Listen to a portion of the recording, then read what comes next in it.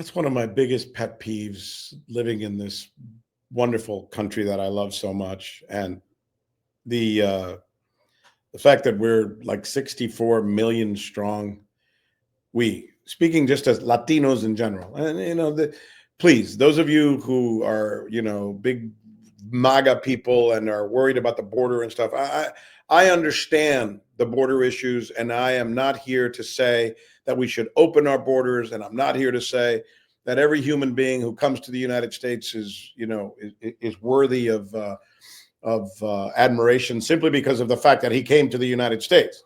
I'm not saying that. What I am saying is this, and understand me. There are some 60 million people in the United States who happen to be Latino. Many of those people have been in the United States since before the United States became the United States.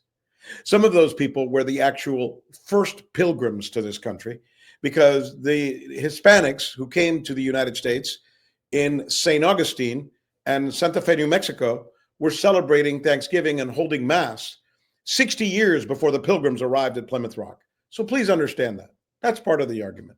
The other part of the argument is that these 60 million people, I think I said 1,000, I meant million, who are in 60 million people who are part of the 300 million people who live in the United States and growing, by the way, tend to be the people who are least apt to commit a crime, the people who are more apt to own their own house, more apt to start a business, more apt to go to church, more apt to believe in traditional family values.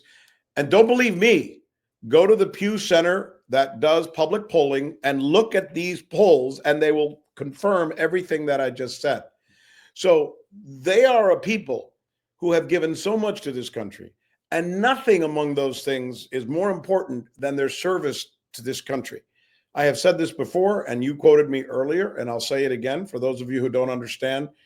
It has gotten to the point where Latinos over-index in the military of the United States of America. So much so that recently a Marine commandant was quoted saying, we've got to stop just recruiting Latinos.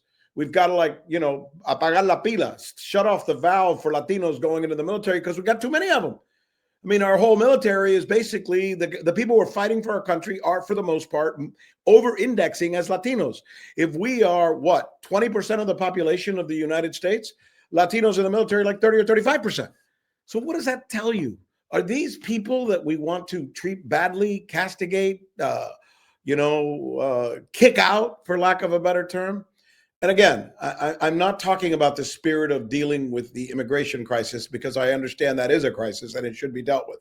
I'm not arguing with Mr. Trump in that regard. I'm arguing with tone. I'm arguing with understanding.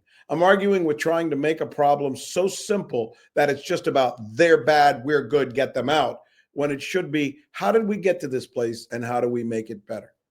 And that's the point that you and I need to make. So very, very good point here. And just for everyone listening here, there has been over 60 Medal of Honor recipients from the Latino community. And the most recent one is General Cavazos, right? Army General from the Cavazos family, had a base named after him called Fort Cavazos here.